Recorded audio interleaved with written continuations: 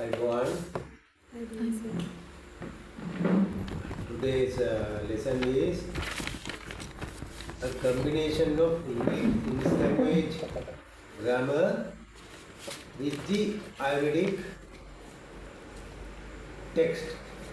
What is the Ayurvedic text we are preferring? Territories. Say the name of book. Territories on Ayurveda. on Ayurveda. Who was the writer? Shrikanta Arunachalam. Arunachalam, sir. Srikanthan Arunachalam. Right? He is a very good Tamil gentleman, physician, Ayurvedic teacher, Ayurvedic doctor. From Rajagiriya. He wrote this book. Territories කියන්නේ treasures කියන්නේ වත්කම. Okay, Ayurveda. පටන් ගමු වෙන introduction. Introduction. There is always a natural. පැහැදිලිව pronounce කරන්න. There is always a natural tendency by people for self-medication. Whenever. tendency. කියන්නේ tender දානවා ඒ වගේ උමනාවක්. tender එකක් දාන්නනේ ඕනන්සි කෙනෙක්. tendency එකක් කියන්නේ මේ වගේ තමයි උමනාවක් දැක්වීම. මේවා ගැන පැරණි දේවල් ගැන කියන්නේ. Whenever an abnormal condition develops. මොනවස්තාවේද abnormal normal කියන එක add කරාම AB ඉස්සරහට දැම්මම abnormal. තේරුණාද? normal නෙවෙයි. සමහර කෙනෙක් AD දාන. ඒ ඉංග්‍රීසි වල තියෙනවා abstract AB දාන. සමහර AD දාන. ඒවා අපි යම් ඉස්සරහට යන්කෝ. Of course, the effectiveness of your attempts would depend on many factors. Then The effectiveness of your attempts would depend on many factors. many factors කියන්නේ බොහොම දේවල් මත ඔයාගේ උත්සාහය සදාපවතින. හරි? Some of them are ඒවා අතරින් the knowledge to detect and identify the abnormality and its causes. Causes. කියන්නේ හේතු. සාමාන්‍ය පුජ්‍යලයා යනු නිරෝගී පුජ්‍යලයා. මොකක් හරි විශේෂත්වයක් තියෙනවා එයා තමයි රෝගී. The all things normal means no problem. Abnormal විශේෂත්වය තියෙනවා නම් එයා ලෙඩ. කියන්නේ The knowledge to assess the knowledge to assess the assessed කියන්නේ assessment එක. දැන් මිනා කිරාම මැන බැලීමක්. The severity of the condition by way of examining, observing the sign and symptoms and to what extent the individual could bear up the discomfort.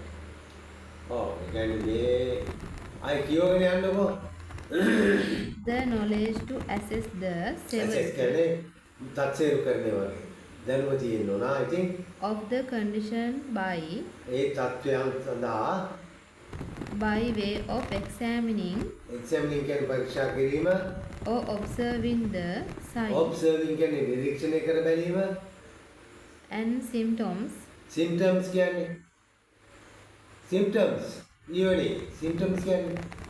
ලක්ෂණ දැම්මට මේ symptom එකක් නේ. පොටු එනවා, රිදෙනවා. උණක් අවසන් යද්දි තියෙන සිම්ප්ටම්ස්. කියන්නේ and to what extent the individual could bear up the discomfort. මොකද්ද වචනේ could Could. can එකේ past tense එක could. කියන්න බලන්න ජීවිතේට පුළුවන්කම තිබුණා එදා විද්‍යාලයට එන්න. ඒතර ජීවනී can කිව්වොත් ජීවනී can කිව්වොත් දැනන්නේ පුළුවන්. can එකේ past tense එක මොකද්ද? could. past participle එක මොකද්ද? could. Could. එහෙනම් ජීවනී could can දාන්නේ අතීතයේ. අතීතයේ පුළුවන් can දාන්නේ ගිහින් ඉවරයි. දැන් තමයි I can do this thing. I can teach. මට ඉගෙනන්න තිබ්බා I could teach. එහෙනම් ඒ can could එක දැම්මට පස්සේ එන එක අපි සිස්ටම් ප්‍රසන්ට් ටෙන්ස් එකෙන් දාන්න. I could taught නෙවෙයි දාන්නේ.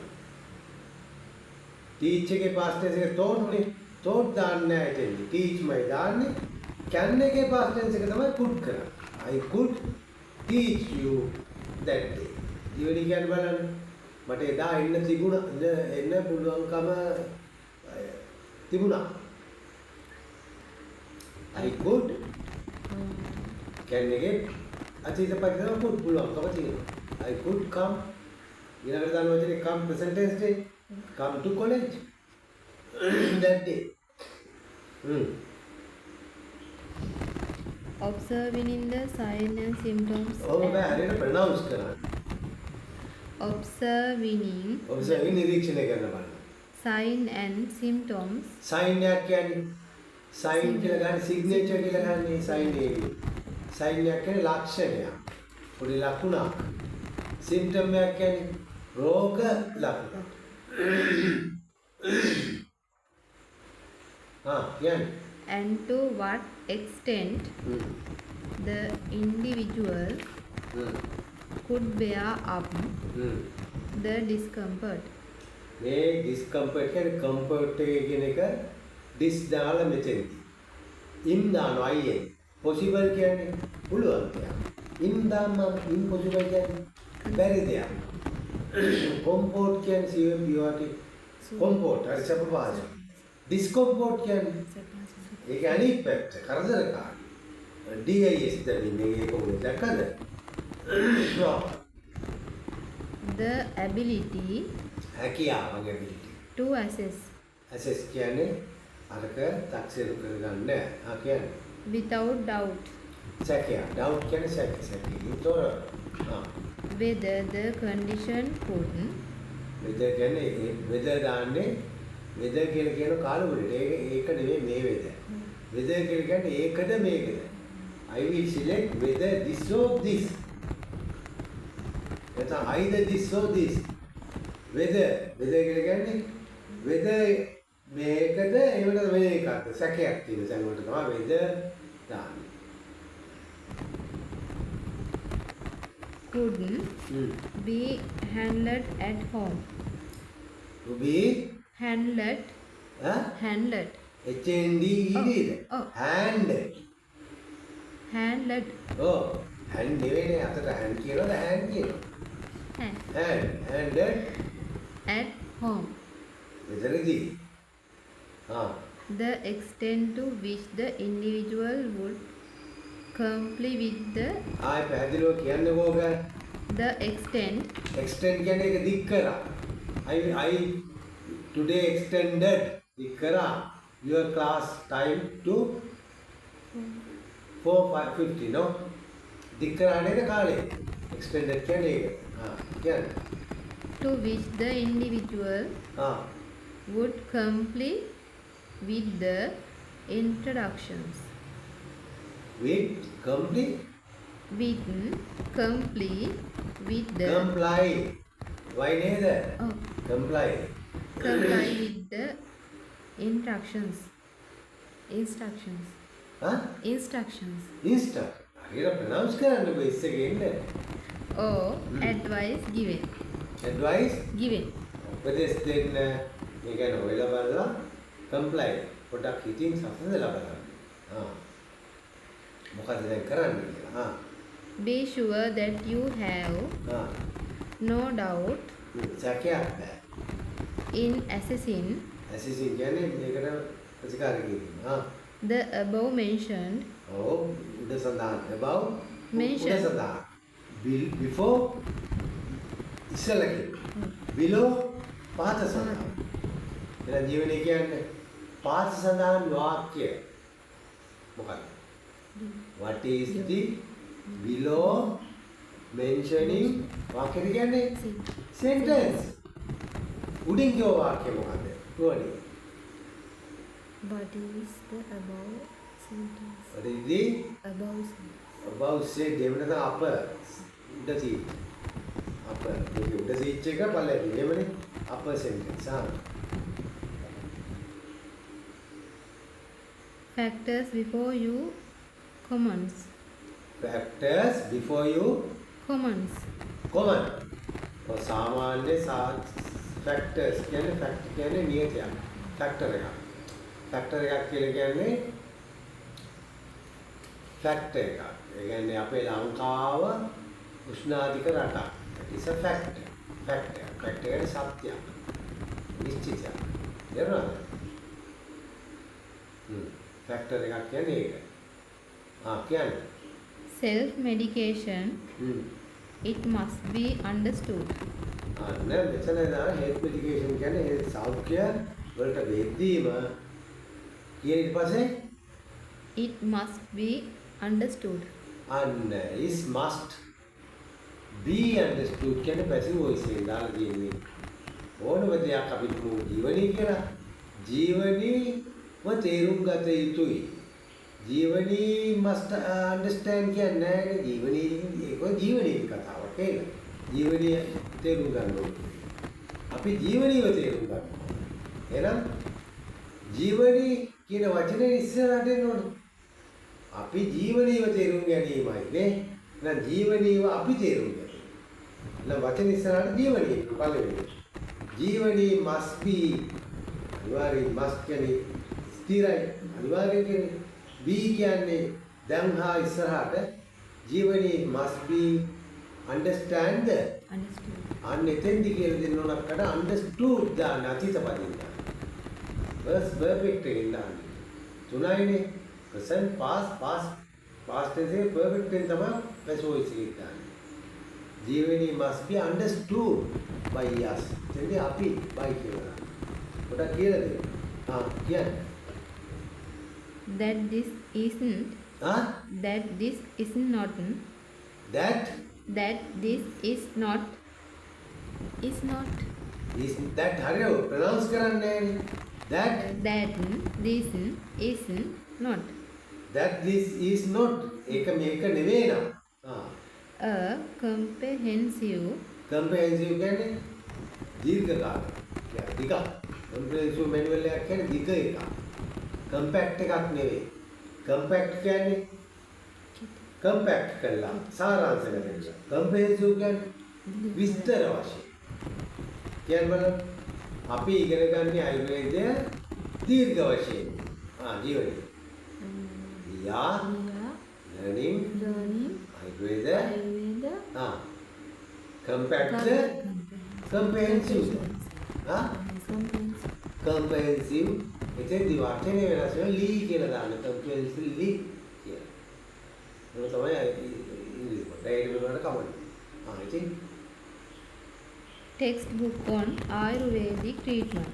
මොකද textbook on Ayurvedic treatment. ඔයා ප්‍රොනවුන්ස් කරන හරියට T සද්දෙන්න T නිකන් ඔයා හරියට හදාගන්න. textbook of the Ayurvedic treatment මේ පොත treatment ගැනයි කතා කරන්නේ. එනවද? ඒත් දීම ගැන කතා කරා. that would that is the wood there.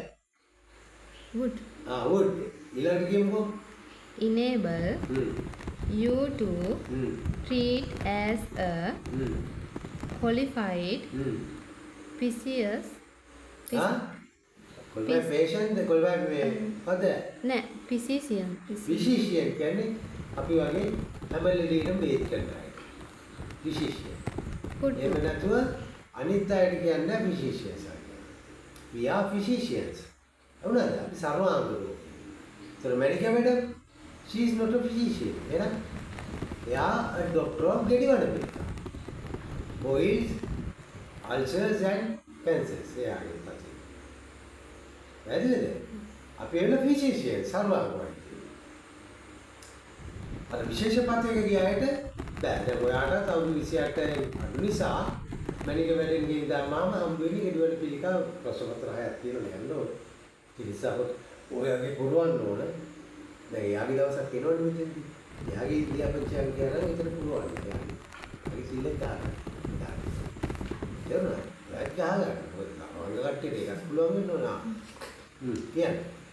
could do ආ could do could නම් past පුළුවන් කියන්නේ could do. අතන would නේ. ඔයා මෙහෙම වුණොත් මෙහෙම වේවි කියලා කියන්නේ. If you would like this, you could like this. ඔබ මෙහෙම වුණොත් මෙහෙම වෙයි. එහෙම නැත්නම් if you can like this, you will like this. එහෙම කියන්නේ ඉංග්‍රීසි. යනකොට ඔයාගේ having realized the importance of what has been mentioned above. මේ realize අවබෝධ කරගන්න ඕන මොකද්ද මේ කියන්නේ නෑ කියන්නකො. The next step would next step එක කියන්නේ ඊළඟ අඩිය කියන්නේ would be to identify the individual under one of the following grades. following Grades. හා Grades. මොකක් Grades. මොකක් Grade පන්ති. කියනවා grade Grades. grade ගන්න grade කියන්නේ මිදිවල Grades. grade පන්ති. ඒක ඩයන සද්ද වෙන්න ඕන. කියන්නේ ජීවිතේ ඩයන grade කියලා. Grade. හොඳ නෑ. ඔයා කියන්නේ grade කියලා. Grade.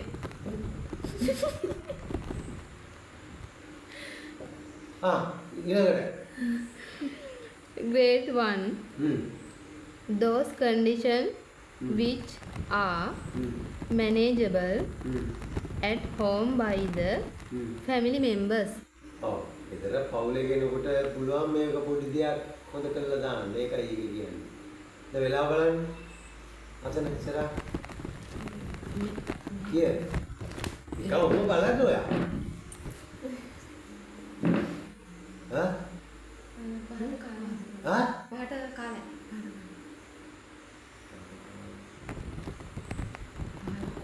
පිටේ අවසන් දෙන්නේ යට දෙන්නකො. ඔව්. වෙනවා. ඊළඟ පිටේ යවන්න බැරිද? ටක් ගාලා. ඔබ. යන්නේ වෙයි. ඔය යන්නේ.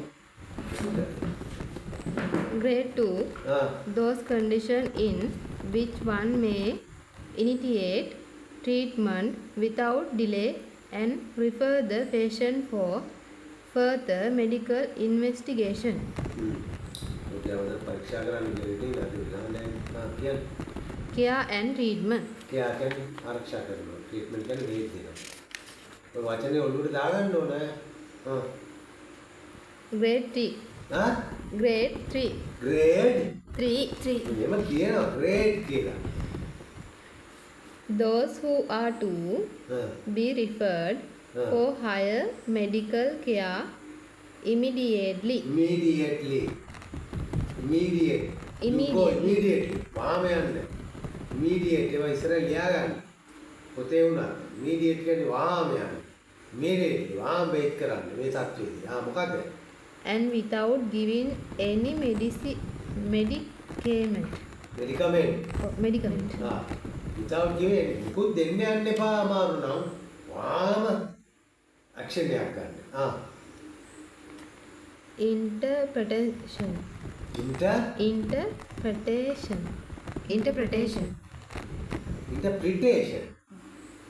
බලන්න හරිද කියලා. PRE PRE. interpret කියන පරිවර්තනය කරනවා. interpretation පරිවර්තනය කියන්නේ a basic knowledge of the fundamental principles of Ayurveda is important in order to intelligently understand the treatment procedures. Understand the treatment procedures. Proceedings කියන්නේ ඔයා ලියුමක් දාන්න මුද්‍රයක් ගන්නවා ඇඩ්‍රස් එක ලියන්න ඕන.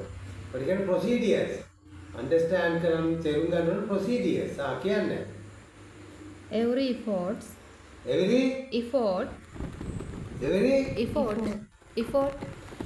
spell කරන්න effort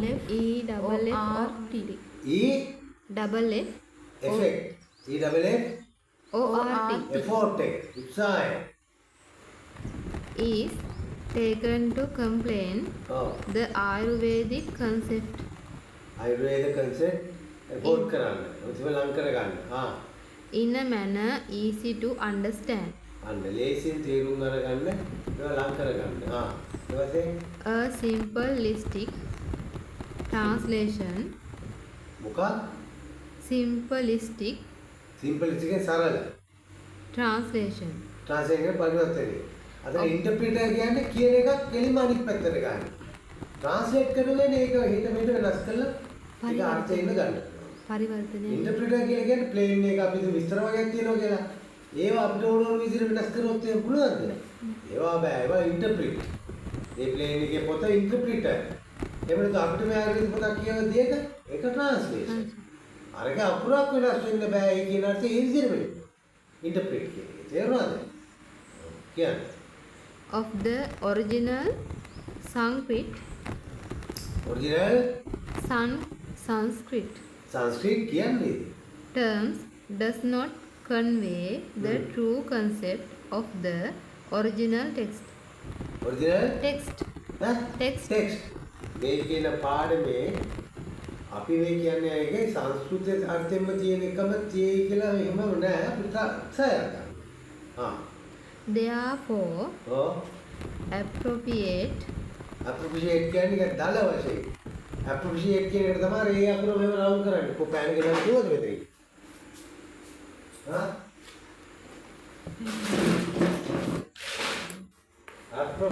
appropriate.